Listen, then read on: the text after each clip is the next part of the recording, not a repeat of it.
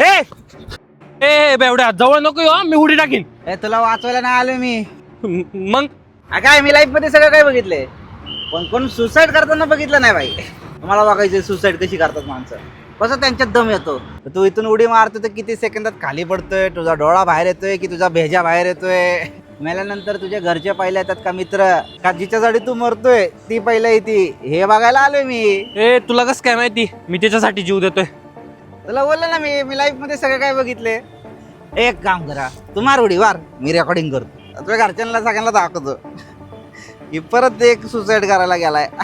नाही ए भाई तू चिटिंग करतोय, मार ना भाई, मार ना उडी.